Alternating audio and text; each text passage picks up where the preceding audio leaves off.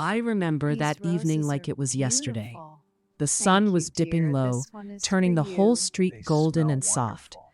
I was kneeling in my little These garden, roses my are hands deep in the beautiful. warm earth, Thank you, clipping the dear. last This of the one is summer for roses. you. They That's when the smell voices wonderful. came, quiet, almost These careful, roses are drifting over the wooden beautiful. fence from the Thank you, house next dear. door. This one is for "We're you. not who you They think we smell are," the wonderful. woman said. Her voice These cracked just a roses little are on the last word, beautiful. like she was holding Thank you, something dear. heavy This one inside her is for chest. you. They I smell stopped wonderful. breathing for a second. My fingers These froze roses around the are shears. I beautiful. didn't move. Thank I you, didn't dear. dare. This one is I for should have walked you. They away. smell I should have gone back inside, closed the door, These pretended I roses heard are nothing. beautiful. But something in her Thank you, tone, dear. it This wasn't one is anger, for you. it wasn't They fear smell exactly, wonderful. it was sorrow. The kind of These sorrow that roses are makes your own heart ache beautiful. even when you don't Thank know you, the whole dear. story. This one is for I've you. always been the They quiet smell neighbor, wonderful. the one who waves hello, who brings These soup when roses are someone's sick, who beautiful. never asks too many Thank you, questions. dear. This one People is for say I'm you. gentle, They maybe smell too gentle wonderful. sometimes. My late husband used to tease me about it. "You'd forgive a thief if he said he was hungry," he'd laugh. I never argued. He was probably right. That gentleness came from my grandmother. She raised me after my parents passed when I was 9. She had this way of looking at people, not with judgment, but with understanding. Even when they hurt her, even when they lied, she'd say, "Everyone carries a wound they don't show, child. Be kind. You never know how deep it goes." I carried those words like a small stone in my pocket for the rest of my life. Through losing my husband to cancer 12 years ago, through raising our daughter mostly alone, through the long, empty evenings when the house felt too big and too quiet. I tried to live the way she taught me, see the good, give the benefit of the doubt, forgive before anyone even asks.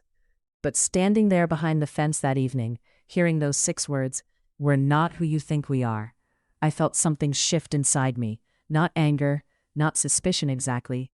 It was recognition, like I was hearing a version of my own hidden sadness echoed back at me. The voices went quiet for a moment. Then the man spoke, low, tired. "We can't keep doing this forever, Maya." Maya, that was her name. I'd waved to her 100 times over the fence. She always smiled back, small and polite. Never rude, never overly friendly either, just careful. Now I understood why. I stayed there longer than I should have. My knees started to ache from kneeling so still, but I couldn't move. My heart was beating too loud in my ears. I kept thinking about my grandmother's face, soft wrinkles, steady eyes, and what she would have done if she had heard those same words. Would she have walked away? Would she have knocked on their door the next morning with a plate of biscuits and gentle questions? Or would she have simply kept their secret, the way she kept so many others? I still don't know the answer to that. But I do know what I did. I didn't report them. I didn't tell a soul. Not then, not for a long time. And that choice, that one quiet choice, pulled me into the middle of their story in ways I never expected. It broke my heart a little. It healed parts of me I didn't even know were still hurting. And it taught me something I hadn't fully learned from my grandmother yet. Sometimes the kindest thing you can do is carry someone else's secret for a while, even when it's heavy, even when it changes how you see them, even when it changes how you see yourself. I took a slow breath that evening. I stood up quietly. I brushed the dirt from my hands, and I walked back inside my house without looking back. But I couldn't unhear those words. They lived inside me now. And what happened in the weeks that followed, well, that's where the real story begins. If you're still with me, stay listening. Because the next part, it's where everything started to unravel. Softly, quietly, the way the most important things usually do. The house next door. I've lived on this street for 32 years now. Same small house, same creaky porch steps, same rose bushes my husband planted the summer we moved in. They still bloom every year even though he's been gone so long. Sometimes I talk to them when I water them. I tell them how the neighborhood has changed and how it hasn't. The house next door used to belong to old Mr. and Mrs. Patel. They were the kind of people who kept their lawn perfect and their curtains closed. Quiet, polite, never any trouble. When they both passed within 6 months of each other, the house sat empty for almost a year. The paint started peeling. The mailbox rusted. Kids said it was haunted. I never believed that. Houses don't hold ghosts. People do. Then one spring morning, a moving truck pulled up. Not a big one, just enough to carry the basics. I watched from my kitchen window while I made tea. A woman stepped out first, tall, dark hair tied back loosely, wearing a simple gray sweater. She looked around the street like she was trying to decide if it was safe to like it. Behind her came a man, shorter, broader shoulders, carrying a cardboard box labeled kitchen. He didn't look at the house the way she did. He looked tired, like he'd already carried too many boxes in his life. They didn't have children, no loud music, no late-night parties, just the two of them. Maya and Daniel. That's what the mailbox said after a week. Simple sticker letters, nothing fancy. I introduced myself the way my grandmother taught me, with a small plate of homemade shortbread and a smile. I knocked gently.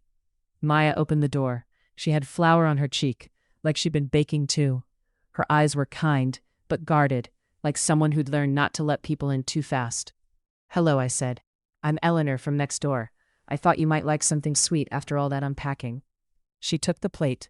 Her fingers brushed mine for just a second. "Thank you, Eleanor," she said softly. "That's really kind of you." She didn't invite me in. I didn't expect her to. Some people need time before they open doors wider than a crack. Daniel appeared behind her then. He gave a small nod. "Appreciate it," he said. His voice was low, calm, but there was something in his eyes, a flicker of gratitude mixed with caution, maybe. I smiled and stepped back. "Welcome to the street," I told them. "If you ever need sugar, or a cup of tea, or just someone to listen, I'm right there." They thanked me again. The door closed gently. I walked home feeling like I'd done the right thing. Small gestures matter. They always have. Over the next few months, we built the tiniest kind of neighborly rhythm. A wave over the fence in the morning, when we both took out the trash. Once, when it rained hard and their gutter overflowed, Daniel came over with his ladder. He fixed mine too, even though I hadn't asked. I brought him lemonade afterward. He drank it standing on my porch, looking out at the street like he was memorizing it. We didn't talk much, but the silence felt comfortable, not empty. Maya started gardening too, not roses like mine. She planted lavender and chamomile. The scent would drift over sometimes when the wind was right. It reminded me of my grandmother's handkerchief drawer. Safe, comforting. I'd catch her out there early, kneeling in the dirt, her hair falling forward like a curtain. She looked peaceful then, more peaceful than when she was inside the house. I never pried. I never asked why they moved here, where they came from, what they left behind. Some stories you wait for. They come when the person is ready, or when they can't hold them in anymore. Looking back now, I see the little signs I missed at first. How Maya always checked the street before stepping outside. How Daniel never used their last name when he ordered deliveries. How their curtains stayed closed most evenings, even when the lights were on. Small things. Things you notice only after you know what to look for. But I didn't know then. I just saw two people trying to make a quiet life. Two people who smiled when they saw me, but never quite relaxed. I thought maybe they were shy or grieving something. I had no idea how right and how wrong I was. Then came that evening in the garden, the one I told you about, the one where the words slipped over the fence like a secret too big to stay contained. "We're not who you think we are." After that, everything felt different. Not because I suddenly distrusted them. No, it was deeper than that. I started wondering about the weight they carried. The kind of weight that makes someone whisper instead of speak. The kind that keeps doors locked and smiles careful. I didn't tell anyone what I heard. Not my daughter who calls every Sunday. Not my friend Margaret who loves a good neighborhood story. I kept it inside, the way you keep a fragile thing wrapped in tissue paper. I wasn't protecting them yet. I was just listening, waiting, feeling the first quiet pull of something bigger than curiosity. Because sometimes, when you hear a secret like that, it doesn't make you want to run and tell. It makes you want to stay, to understand, to be there, in case the day comes when they need someone who already knows. And I had no idea how soon that day would come. If you're still here with me, the next part is where the small cracks started to show, where the everyday moments began to feel heavier, where I started to see them, really see them, for the first time. Stay with me. It gets deeper from here.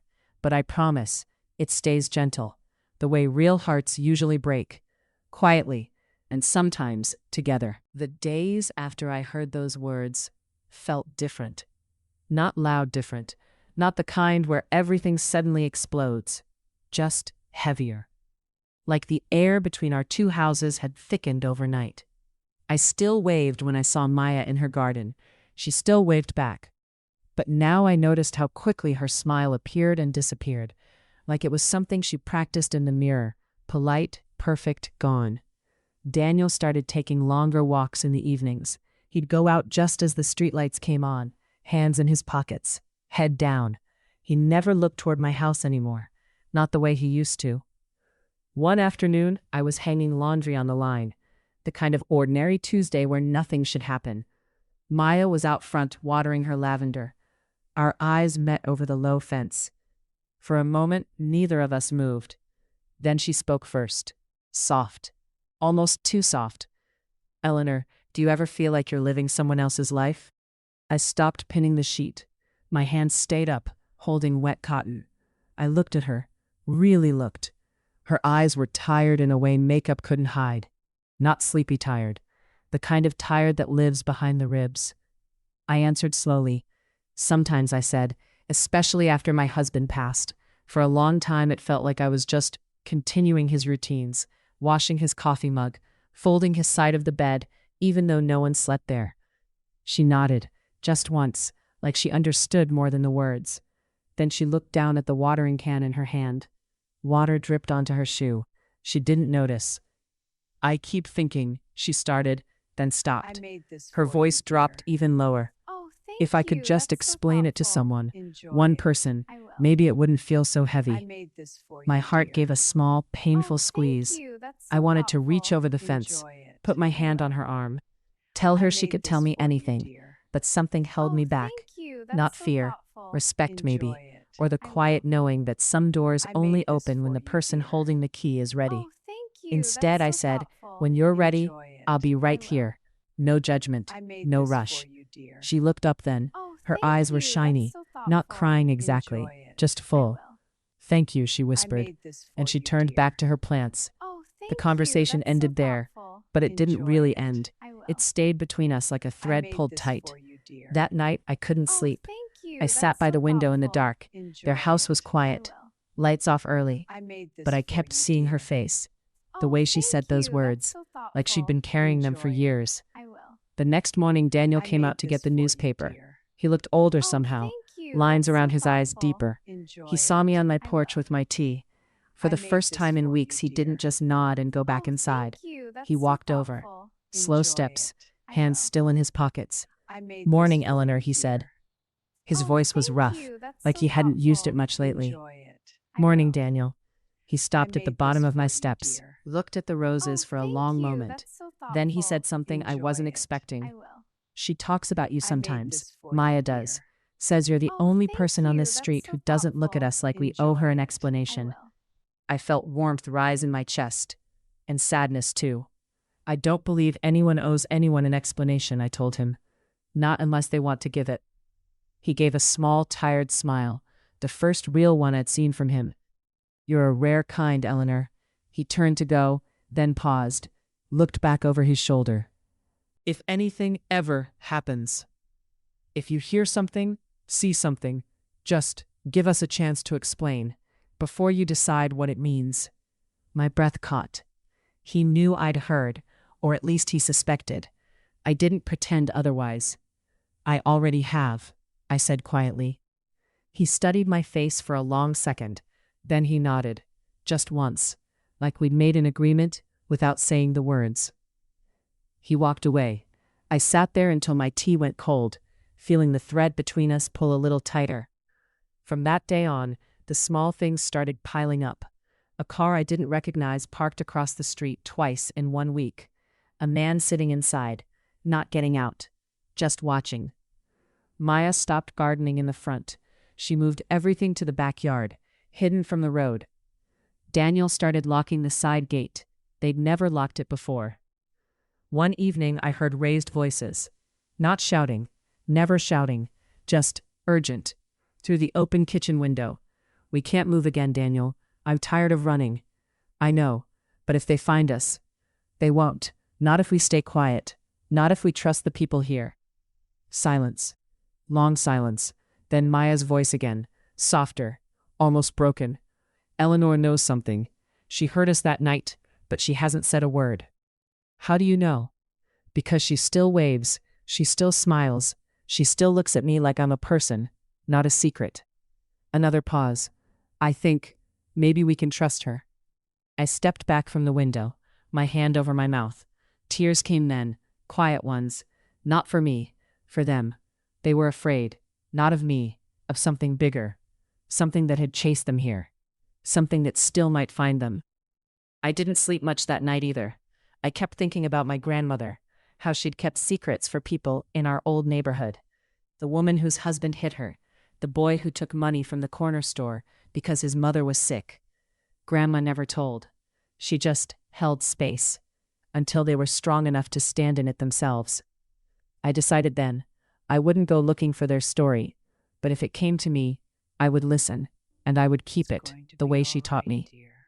But life doesn't always wait for decisions like that, because 3 days later, something happened that changed everything. I was in my kitchen making soup, the kind with carrots and barley that simmers all afternoon. There was a knock at my back door, soft, almost afraid. I opened it. Maya stood there, no coat, hair loose, eyes red. "Eleanor," she said. Her voice shook. "Can I come in? Please?"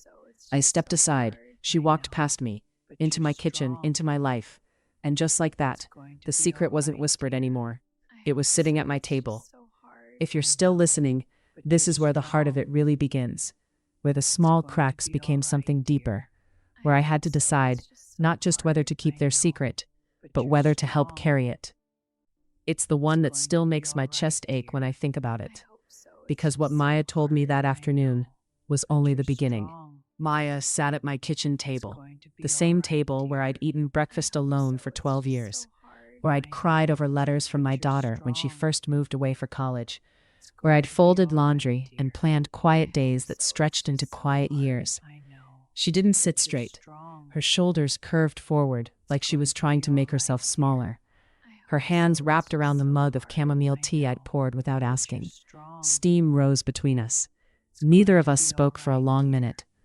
I pulled out the chair across from her, sat down slowly. I didn't say, "What's wrong?" I didn't push. I just waited. The way my grandmother waited when someone came to her door with red eyes and a story they weren't sure they could tell. Finally, Maya looked up. Her eyes were the color of storm clouds after rain, clear but full. "I lied to you," she said, not accusing herself, just stating a fact. From the first day, when I took the shortbread and said thank you, I was already lying. I felt a small ache in my chest. Not surprise exactly. More like confirmation of something I'd already sensed. "You don't have to tell me anything you're not ready for," I said quietly. She gave a tiny, sad laugh. The sound barely made it out. "I think I've been ready for years. I just didn't have anyone safe to tell." She took a slow sip of tea, set the mug down. Her fingers stayed on the handle, like it was an anchor. "My real name isn't Maya," she began. "It's Amelia. Amelia Carter. Daniel's real name is James. James Harlan." The names landed soft, but they carried weight, like stones dropped into deep water. "We didn't choose new names because we wanted to start over," she continued. "We chose them because someone was looking for the old ones, someone who doesn't forgive, doesn't forget, doesn't stop." I stayed very still, listening with my whole body. 12 years ago, she said, James was a lawyer, not the fancy kind, the kind who took cases no one else wanted. People who couldn't pay much, people who were scared. He was good at it. Too good, maybe. She paused. Her thumb traced the rim of the mug in slow circles. One of his clients, a woman named Laura. She was trying to leave her husband, a man with money, connections, a temper that scared judges even. James helped her get a restraining order, helped her disappear for a while, helped her file for divorce. He thought he was doing the right thing. Maya, Amelia, looked at me then, really looked, like she needed to see if I was still with her. The husband didn't like losing, she said. He didn't like being told no. One night he followed James home, waited in the parking garage under our building. When James stepped out of the elevator, the man was there, with a knife. My hand went to my mouth before I could stop it. Amelia saw. She reached across the table, not quite touching me, just close enough that I felt the warmth. James survived, she whispered. Barely. 3 surgeries, months in the hospital, but he lived. The husband went to prison, 10 years. We thought maybe that was the end. She looked down again. Her voice dropped lower. But prison didn't change him. It made him patient. He got out early. Good behavior, connections, and the first thing he did was start looking. For us, for the wife he still calls his, for the lawyer who stole her. I felt cold move through me. Not fear for myself, fear for them. We moved 4 times in 8 years, she said. New cities, new states, new names every time.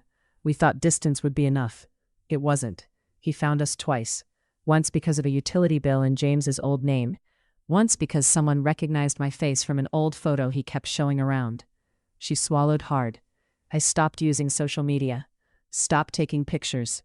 Stopped being seen. The kitchen clock ticked softly behind us. It sounded louder than it ever had. That's why we came here, she said.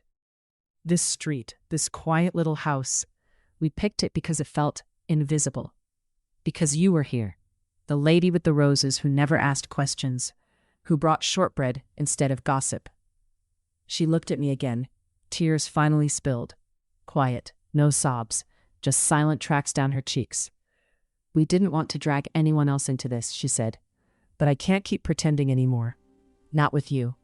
Not after you hurt us that night. Not after you looked at me like I was still a person. I knew you'd come. I reached across then. I did touch her. My hand covered hers, cold fingers against warm.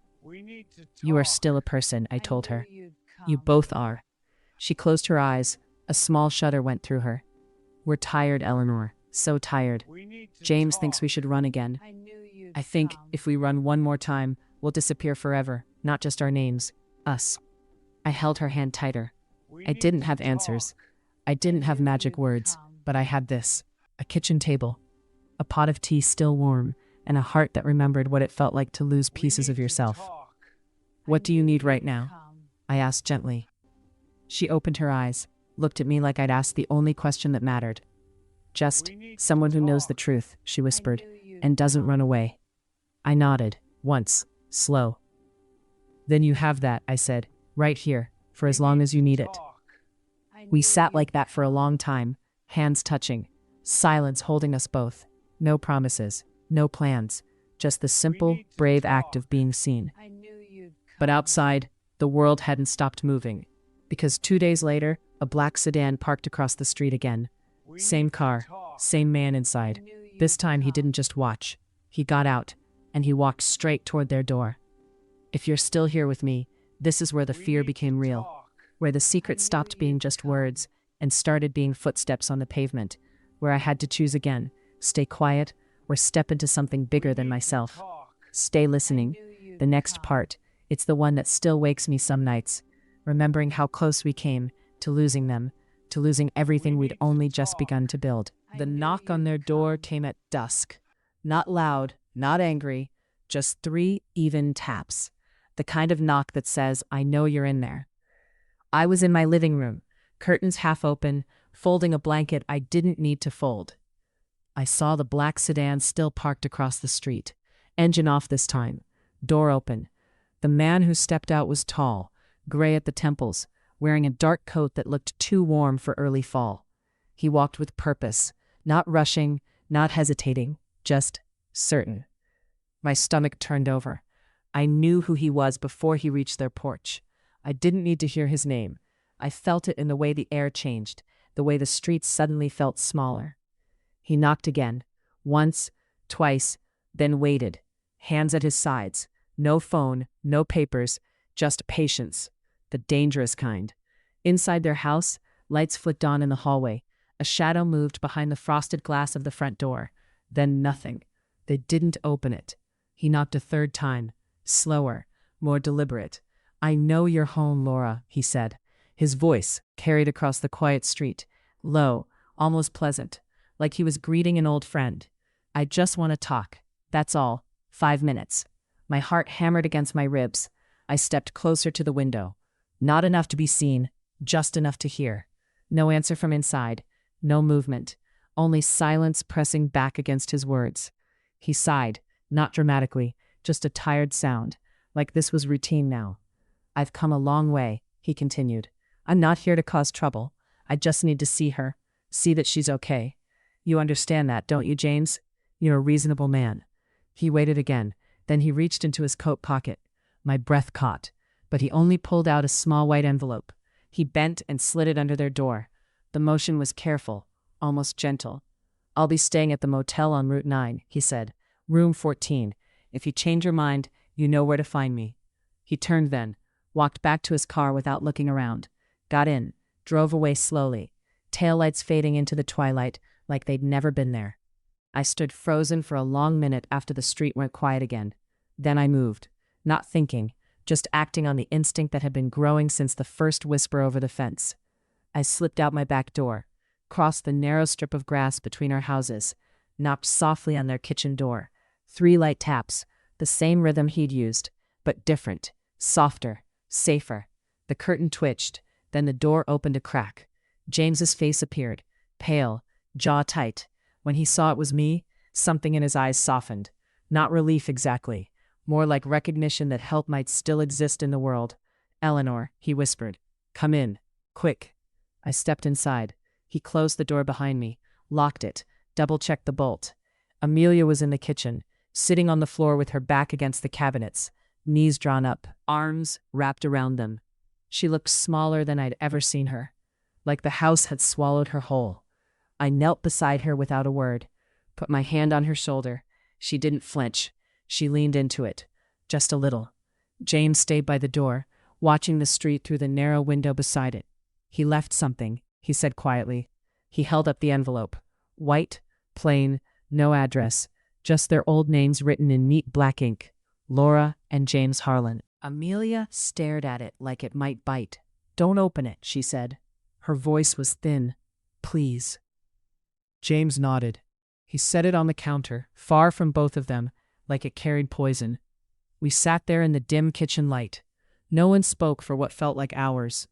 The clock on the wall ticked. Outside, crickets started. Normal sounds, cruelly normal. Finally, Amelia spoke, barely above a whisper. He's not going to stop. He never stops. He thinks if he just keeps showing up, eventually I'll come back. Like love is a game you win by waiting. James turned from the window. His face was carved with exhaustion. We can leave tonight, he said. Pack light. Drive until morning. Find somewhere new. Amelia shook her head. Slow. Tired. We've done that 4 times, and he still finds us every time. Then what? James asked. His voice cracked on the last word. What do we do, Amelia? Tell me, because I'm out of ideas. She looked at me then. Not James. Me. Eleanor, she said. You've kept our secret this long. You didn't run when you heard. You didn't call anyone. You just stayed kind. I swallowed. My throat felt tight. I promised I would.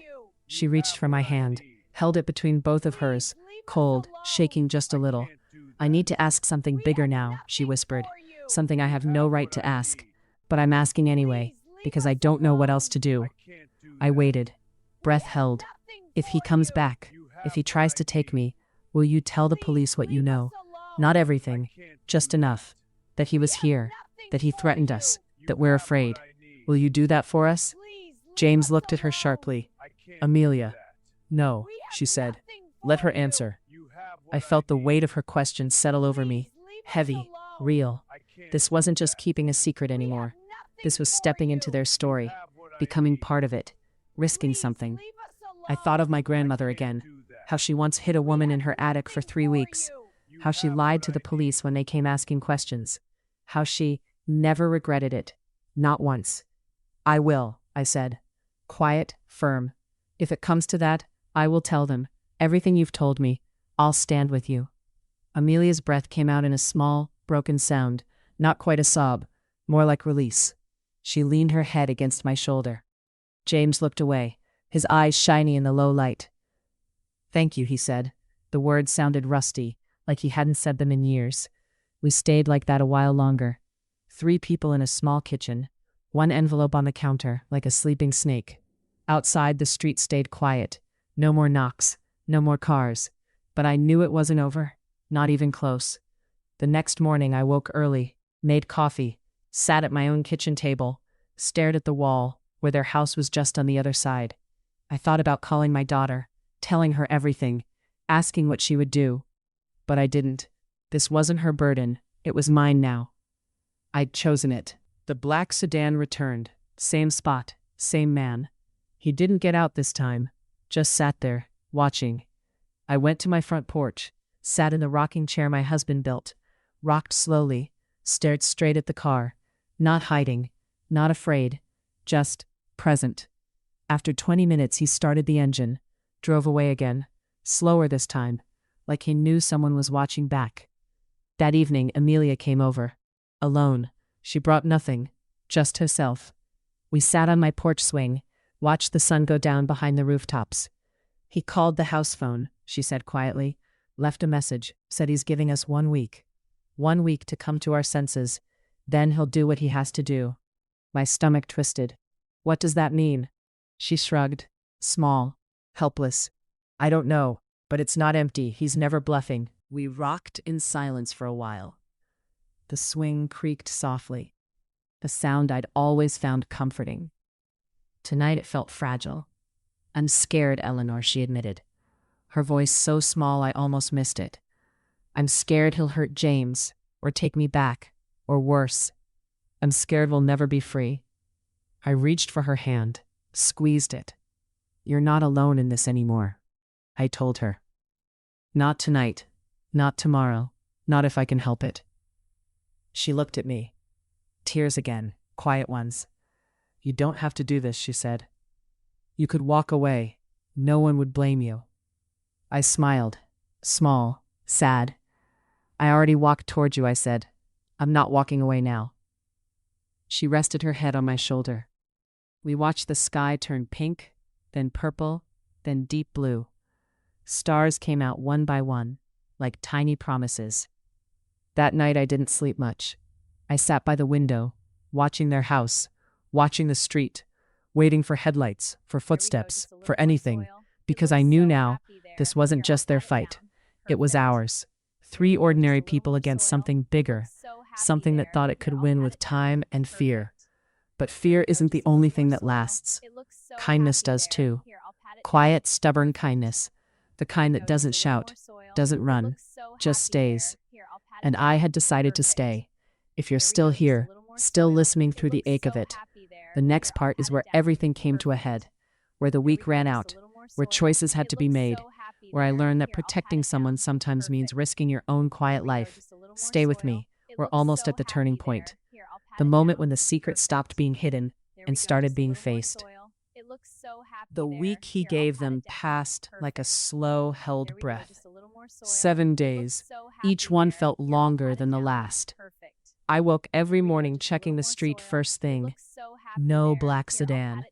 I made tea, watered the roses, waved at the mail carrier, but part of me was always listening, always waiting for the next knock, the next envelope, the next quiet threat wrapped in calm words. Amelia came over almost every evening, sometimes just for 10 minutes. Sometimes she stayed until the stars came out. We sat on my porch swing, or at my kitchen table. We didn't always talk about him. Sometimes we talked about ordinary things, how the lavender was blooming late this year, how the grocery store changed its bread brand, how I used to read bedtime stories to my daughter until she fell asleep against my shoulder. Those small conversations were like tiny islands of safety, places where fear couldn't quite reach. James came less often. He was the one who stayed watchful. He walked the block at dusk, checked the backyard gate, kept the curtains parted just enough to see without being seen. But once or twice he sat with us too, silent mostly, just listening. I think he needed to see that Amelia had somewhere to go, someone who wouldn't turn away. On the 5th day, I did something I hadn't planned. I called Margaret, my oldest friend from down the street, not to tell her everything, just to ask if she'd seen anything strange lately. A strange car, a man waiting. She said no, but she asked if everything was all right. I told her I was just being careful. She didn't push. That's why I trusted her. She knew how to let things be said in pieces. On the 6th day, the envelope appeared again. Not slid under the door this time, tucked into the mailbox, the one that still said Maya and Daniel in neat black letters. James found it when he went out for the newspaper. He brought it straight to my house, didn't even open it on their porch. We sat at my kitchen table again, the same mugs, the same chamomile tea gone cold. James slid the envelope across to Amelia. She stared at it for a long time. Then she opened it with careful fingers. Inside was a single photograph. Old, faded at the edges. A younger Amelia, Laura, standing next to a man who looked exactly like the one parked across the street. They were smiling, her arm around his waist, his hand on her cheek. On the back, in the same neat handwriting, "You promised forever. I still believe in promises." Amelia's hand shook so badly, the photo fluttered to the table. She didn't cry. She just sat there, staring at that frozen moment, like it belonged to someone else. James picked it up, looked at it for only a second. Then he tore it in half, then in quarters, then smaller, until it was confetti on the tablecloth. "She's not going back," he said quietly. "Not to me, not really to her, to the empty air, to the man who thought he still owned her." Amelia reached for his hand. They held on without looking at each other. Like two people drowning in the same sea, finally finding something solid. That night I couldn't sleep at all. I sat in the dark living room, wrapped in the blanket my daughter sent me 2 Christmases ago. I kept thinking about promises, the ones we make when we're young and believe love is simple, the ones we break when life becomes complicated, the ones we keep, even when they hurt. I thought about my own wedding vows, how I'd stood in front of 50 people and promised to love through sickness. I kept that promise, even when the hospitals smelled like bleach and fear, even when the machines beeped too loud and the nights were too long. I kept it until the very end. Maybe that's why I couldn't walk away from Amelia and James. I knew what it meant to stand in the fire with someone, to choose them again and again. The 7th day arrived. Gray sky. Light rain tapping the windows. The kind of weather that makes everything feel closer, more serious. I made soup. The same carrot and barley kind I'd made the first time Amelia came to my door. I carried it over in the old blue pot my grandmother used, knocked softly. James opened the door. His face was calm, too calm. He called again, he said. Left a voicemail. Said he'd be here tonight. Said if we didn't open the door, he'd open it himself. My heart dropped into my stomach. Amelia appeared behind him. She looked exhausted, but her eyes were steady. "We're not running," she said. The words came out quiet, certain. James looked at her, surprised. "You sure?" She nodded. "I'm tired of disappearing. I want to stay. Here, in this house, with you, and with Eleanor." She looked at me then. Grateful, afraid, but grateful most of all. I set the soup on their counter, took a slow breath. "Then we stay," I said. "All 3 of us." We didn't make a big plan. We didn't call the police yet. We just decided to be present, to be visible, to not let fear decide the ending. That evening, as the rain picked up, I moved my rocking chair to the front porch. I sat there with a cup of tea I barely drank, watching, waiting, my porch light on, not hiding. Around 8 o'clock, the black sedan returned. Same slow crawl down the street. Same careful parking. This time he didn't wait long. He got out, coat collar up against the rain, walked straight across the street, straight to their door. I stood up. My legs felt like water, but I walked down my steps, across the wet grass, until I was standing in the middle of the space between our 2 houses. He saw me, stopped halfway up their walkway, rain dripping off the brim of his hat. "Evening," he said, polite, as if this were normal. I didn't answer right away. I just looked at him, really looked, saw the lines of anger carved deep around his mouth, saw the hunger in his eyes. Not love, control. "They're not coming out," I said. My voice was quiet, but it carried. He tilted his head, smiled just a little. "And who are you?" "I'm their neighbor," I told him, "and I know who you are. I know what you did 12 years ago. I know why they've been running, and I know they're done running." His smile disappeared. He took 1 step closer. I didn't move. "I suggest you leave," I said, "now, and not come back." He studied me for a long moment, rain sliding down his face. Then he laughed, short, cold. "You think you can stop me?" he asked. "An old woman with roses?" I didn't flinch. "I don't need to stop you," I said. "I just need to stand here and keep standing until you understand they're not yours anymore." Behind me, their front light came on. The door opened. James stepped out first, then Amelia, side by side, hand in hand. The man looked past me, at them. For the first time, I saw something crack in his face. Not anger, something sadder. "Laura," he said, almost gently. "My name is Amelia now," she answered, "and I'm not going anywhere." James spoke next, voice low, steady. "You've got 5 minutes to get back in your car. After that, we call the police, and this time, we don't hold back." The rain kept falling. No one moved. Then the man lowered his head, just a fraction, like a weight had shifted inside him. He turned, walked back to his car, got in, sat there for a long minute, then started the engine, and drove away. No dramatic tires screeching, no final threat, just gone. We stood there in the rain, the three of us, soaked, shaking. Amelia started crying then. Not loud, just quiet, releasing tears. James pulled her close. I stayed where I was, letting them have that moment. After a while, she looked over at me, reached out her hand. I walked forward, took it. Then James reached for my other hand. We stood like that, 3 people holding on, until the rain slowed to a drizzle, until the street felt safe again. That night, we didn't go inside right away. We sat on my porch, wet clothes and all, drank hot tea, said very little. But what we didn't say mattered more than words ever could. We had chosen each other, not out of obligation, not out of pity, out of quiet, stubborn love. And that choice, that one brave, ordinary choice, changed everything. If you're still with me, still breathing through this with me, the next part is the healing, the slow, gentle mending, the part where we learned how to live again, not as people running, but as people who finally chose to stay. Stay listening. We're almost home now. Almost. The quiet after the storm. The rain stopped sometime after midnight.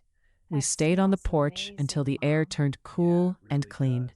No one wanted to be the first to go inside. It felt like if we moved too soon, the moment might break. Like the safety we'd just found could slip away again. Eventually, James stood first. He offered Amelia his hand. She took it. Then she turned to me, reached out again. I stood too. We walked the short distance to their door together. No words, just footsteps on wet grass. The porch light still glowing soft yellow. At their threshold, Amelia stopped, turned to me fully. Her face was streaked from rain and tears, but her eyes were clearer than I'd ever seen them. "Thank you," she said. Not just the word, the feeling behind it. Deep, real. If you hadn't been here tonight, I don't know what would have happened. I shook my head slowly. I didn't do anything anyone else wouldn't have. I told her. James stepped forward then, his voice low, rough from emotion. "You did more than that, Eleanor. You stood between us and him. You gave us time to breathe, to choose. That's not small." He didn't hug me. He wasn't the hugging kind. But he placed his hand on my shoulder for a moment, firm, grateful. Then he stepped back inside, left the door open. Amelia lingered. She looked at me like she was memorizing my face. "I'm going to tell the police tomorrow," she said quietly. "Not everything, not yet, but enough. A report, a record. So if he comes back, there's something on paper, something official." I nodded. "That's wise." She hesitated, then added softer, "Will you come with me? Just sit in the waiting room? I think I'll feel braver if you're there." My heart swelled, not with pride, with something quieter, something like being needed in the best way. "Of course," I said, "whenever you're ready." She gave a small, trembling smile, the first real one in days. Then she stepped inside, closed the door gently. Not locked, just closed. I walked back to my house alone. The street was silent now, puddles reflecting porch lights, stars peeking through thinning clouds. I sat on my own porch for a while longer, just breathing, feeling the ache in my chest loosen a little. Not gone, but lighter. The next morning the sun came out weak, but steady. I made coffee. Strong, black, the way my husband used to like it. I carried 2 mugs over, knocked softly. Amelia opened the door. She looked tired, deep circles under her eyes, but calmer. She took the mug, held it close like warmth was medicine. "James is still sleeping," she said. "He didn't sleep much last night. Neither did I. But it feels different this morning, like we're waking up in our own house, not someone else's hiding place." We sat on their front steps, side by side, drinking coffee slowly, watching the neighborhood wake up. A dog barked somewhere down the block. A school bus rumbled past. Ordinary sounds, precious now. Around 10, we drove to the police station. My old car, the one with the dent in the fender my husband never fixed. Amelia sat in the passenger seat, hands folded in her lap. Quiet, but not shaking anymore. I parked. We walked in together. The desk sergeant was kind, older man with kind eyes. He listened without interrupting, took notes, asked gentle questions. When Amelia's voice faltered, I added what I could. The car across the street, the envelopes, the photograph, the voicemail, the visit in the rain. They took her statement, photographed the torn pieces of the photo James had saved in a plastic bag, gave her a case number, told her they'd reach out if anything came up, advised her to call if he returned, promised to increase patrols on our street for a while. When we walked out, the sun was higher, warmer. Amelia stopped on the steps outside, closed her eyes, took a long breath. "It's done," she whispered. "Not over, but started." I touched her arm lightly. "It's a beginning," I agreed. We drove home in silence most of the way. Comfortable silence. The kind that doesn't need filling. That afternoon, James came over, alone. He stood on my porch, hands in pockets, looking at the roses like they held answers. "I wanted to say something," he began, without preamble. "I've spent years thinking I had to protect her alone, that asking for help meant failing. You showed me that wasn't true. You showed me asking can be strength too." He paused, swallowed. "I don't have the words to thank you properly, but I'm trying." I smiled, small, warm. "You don't need fancy words, James. Just keep choosing each other. That's enough." He nodded, looked away for a moment, then back at me. "We're going to stay, for now, maybe forever, if it's safe." "It might not always be easy," I said, "but you won't be alone in the hard parts." He gave a small laugh, the first I'd heard from him. Quiet, relieved. "Yeah, I'm starting to believe that." Over the next weeks, life settled into something new. Not perfect, not without shadows, but gentler. Amelia started gardening in the front again. Lavender, chamomile, even a few rose cuttings I gave her from my bushes. She planted them along the fence between our yards, a small bridge of green. James fixed things, their gutters, my porch step that had creaked for years. He didn't ask, he just did it. One Saturday morning, I found him on my roof, cleaning leaves from the drain. I brought him lemonade. He drank it sitting on the edge. We talked about nothing important, and everything that mattered. I started sleeping better. Not all at once, but the nights grew quieter inside me too. One evening Amelia knocked. She held a small pot of honey. "From a local farmer's market. James and I went together," she said. "First time we've gone anywhere without looking over our shoulders." She set the honey on my counter. Then she hugged me, properly, arms tight, no words, just the hug. When she pulled back, her eyes were bright, not with tears this time, with something softer. Hope, maybe. "You gave us more than safety, Eleanor," she said. "You gave us permission to live again." I felt my own eyes fill. Quiet tears, happy ones. "You did that yourselves," I whispered. "I just stood beside you while you did it." She smiled, real, full, then she left, the door closing softly behind her. I stood in my kitchen a long time after, looking at the honey jar, at the roses through the window, at the house next door with lights on in every room. For the first time in years, my house didn't feel empty. It felt full, of people, of stories, of quiet, stubborn love that had chosen to stay. I understood something my grandmother tried to teach me all those years ago. Kindness isn't always easy. Sometimes it asks you to stand in the rain, to hold someone's fear when your own hands are shaking, to keep a secret until it's ready to become truth. But when you do, when you really do, it doesn't just change them, it changes you too. It makes the world a little less lonely, a little more home. If you're still here, still walking this road with me, the final part is coming. The gentle close, the reflection, the small lesson wrapped in ordinary days. Stay just a little longer. We're almost at the end, and it's a soft one. Weeks turned into months. The kind of slow, ordinary months that feel like miracles when you've been afraid for so long. No more black sedans. No more envelopes in the mailbox. No more late-night calls with voices that carried old promises like threats. The police kept their word. They drove by our street more often. Sometimes the same officer, the kind older man from the station, would stop and wave from his cruiser, just a small lift of his hand, a reminder that someone was watching too, not in fear, in quiet protection.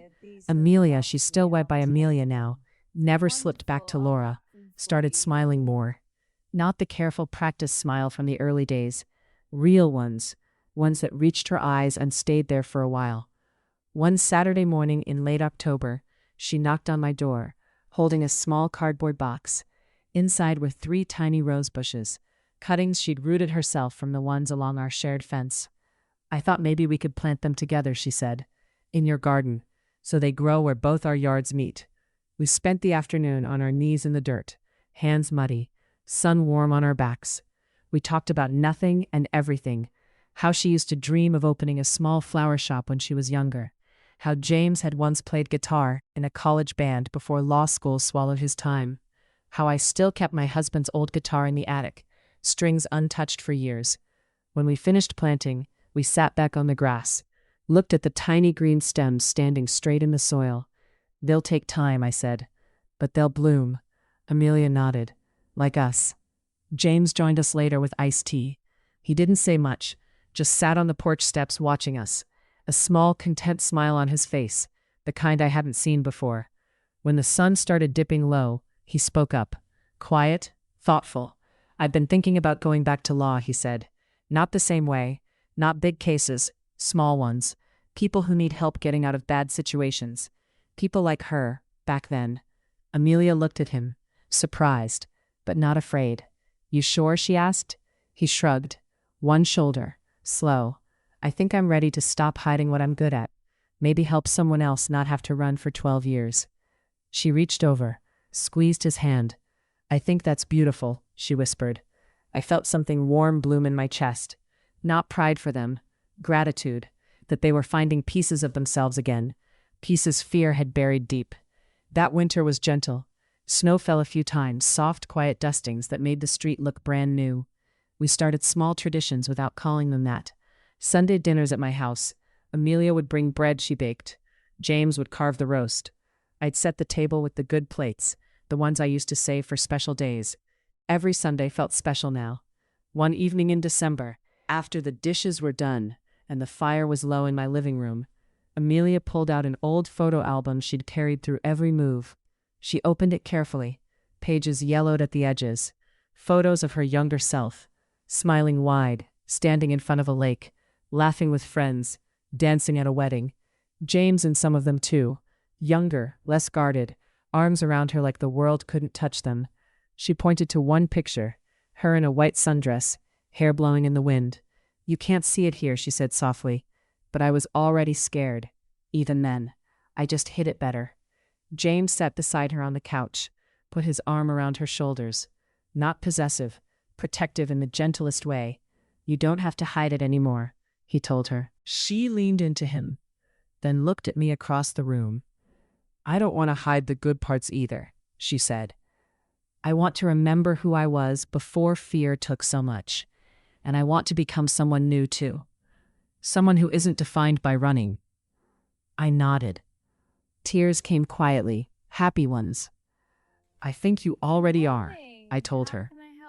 That night, after they went home, I sat by the fire alone, looked at the empty chairs where they'd been, thought about how full my house felt now, not with things, with people, with stories shared over tea and firelight. with the slow, steady work of healing. Spring came soft and early the next year. The roses along the fence bloomed first, pink and white and deep red. Amelia's lavender followed. The scent drifted between our yards like a shared secret. But this time, a happy one. One afternoon, James came over with a small wooden sign he'd made. Simple letters burned into the wood. Eleanor's roses and Amelia's lavender. He hung it on the fence post between our gardens, right where the plants met. "It's official now," he said with a half smile. "Our gardens are neighbors too." I laughed, soft, surprised. Tears pricked my eyes again. The good kind. The kind that come when something broken starts feeling whole.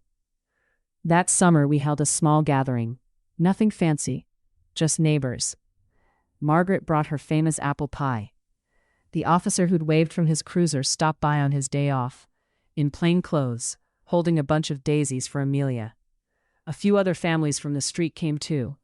We set tables in both yards, string lights between the houses, music from James's old guitar, gentle strumming, nothing loud.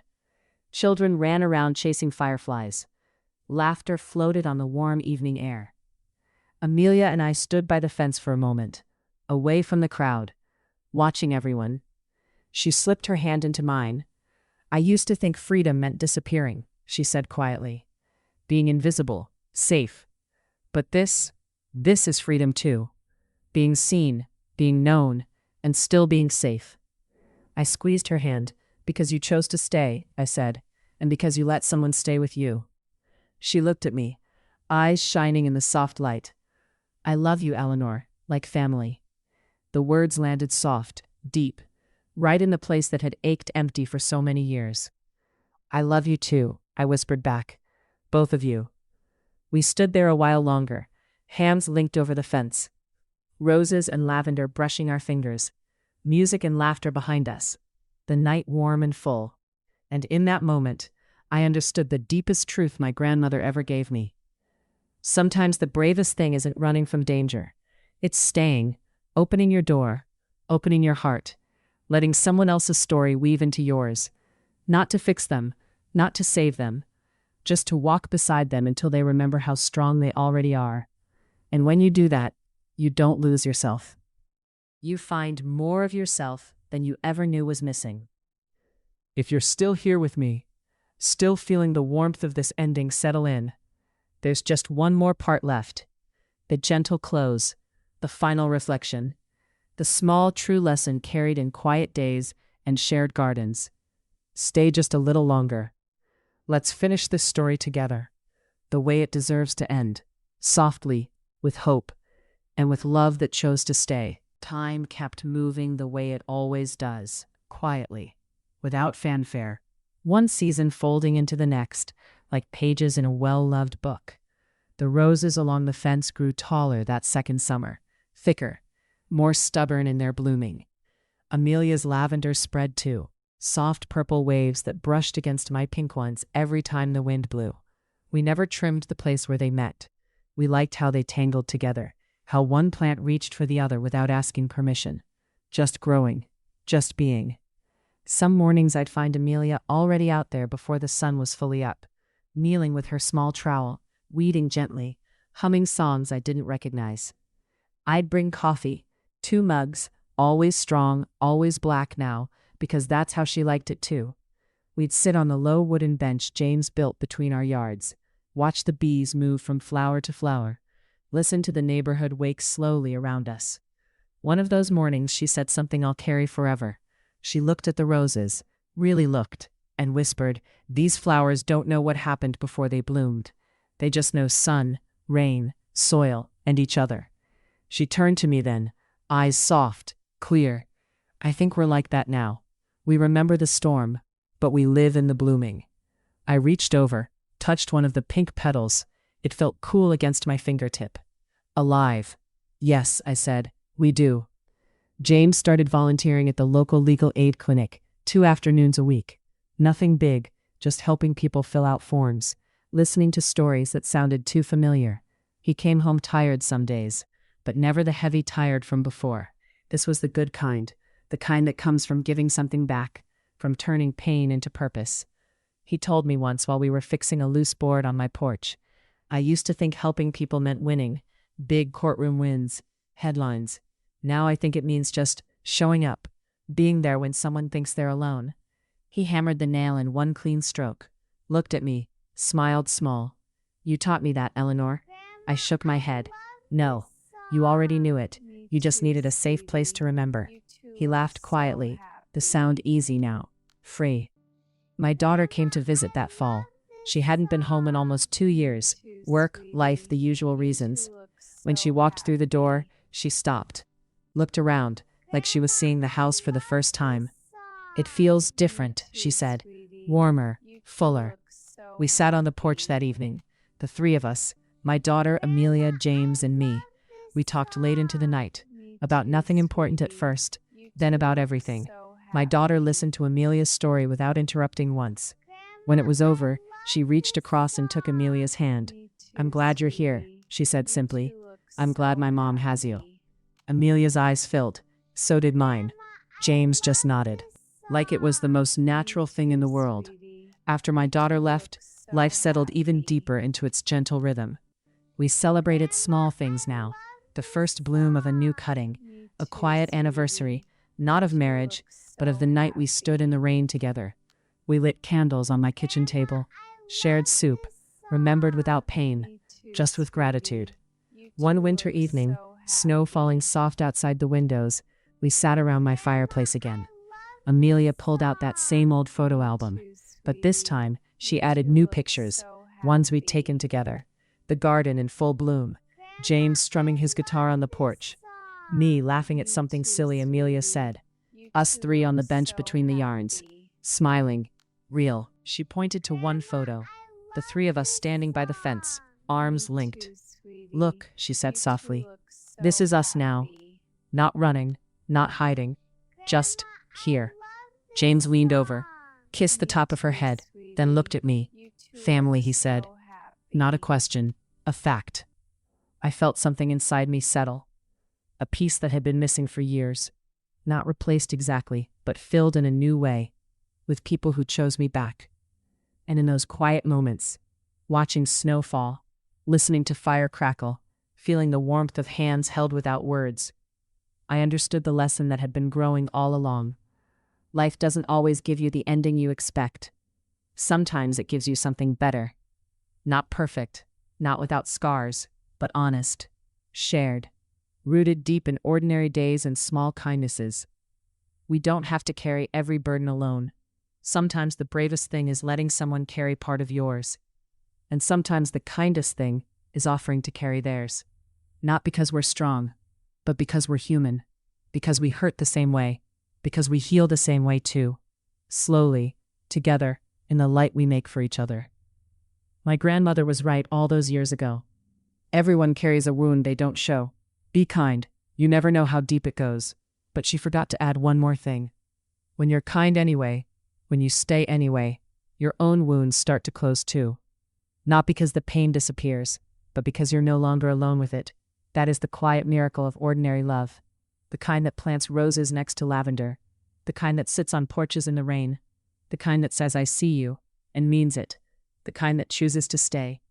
This was my true story, about two people who came to my street broken and afraid, about a secret I never reported, about a garden that grew between our houses and between our hearts.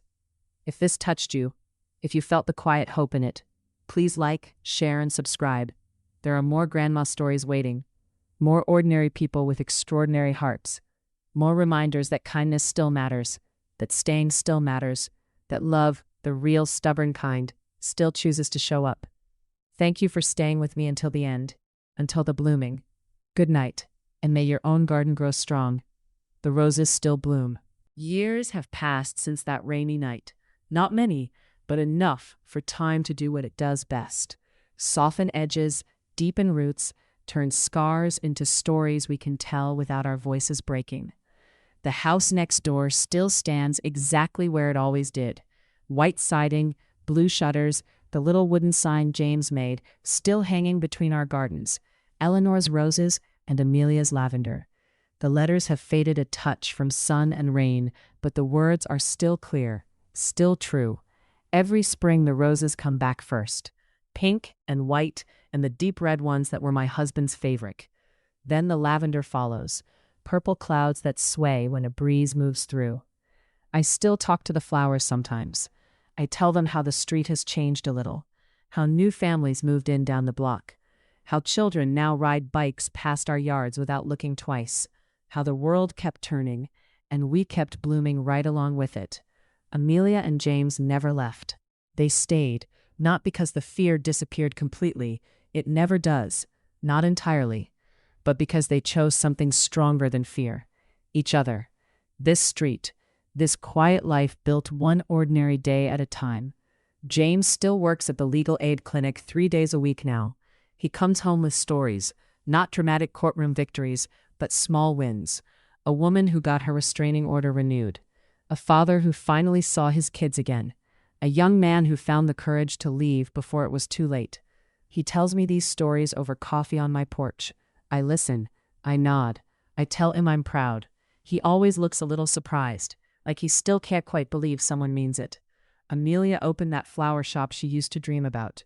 Not a big one, just a small corner space downtown with big windows and wooden shelves.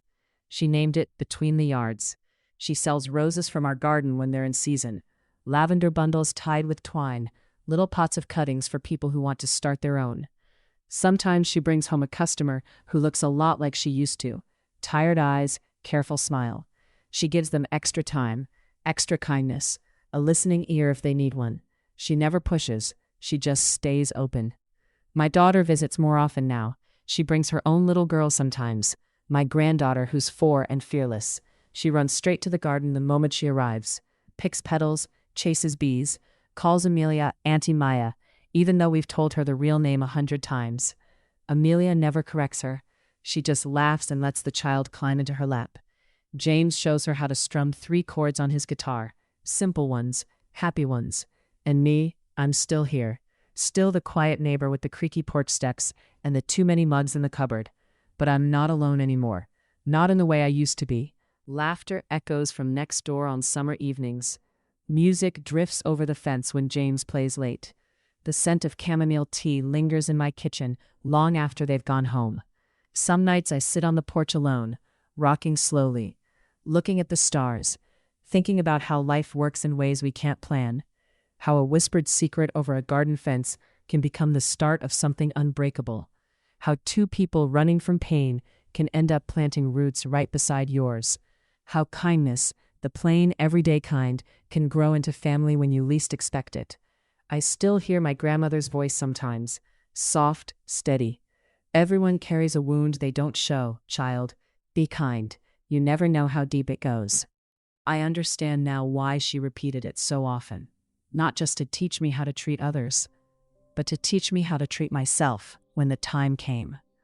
Because the day I chose to stand in the rain between my neighbors and their past, I was also choosing to stand for the part of me that had been lonely too long. The part that still missed my husband. The part that wondered if my story was already over. It wasn't. It still isn't. This is the part I never saw coming. That by holding someone else's secret, I set my own heart free too. That by staying when it would have been easier to walk away, I found more life waiting on the other side. More love, more laughter, more mornings with coffee and roses, and people who look at me like I matter. If there's one thing I hope you carry from this story, it's this. You don't have to fix the whole world. You don't have to solve every problem. You don't even have to be brave every single day. Sometimes all it takes is staying, opening your door a little wider, offering a cup of tea, listening without judgment, standing in the rain when someone else can't stand alone.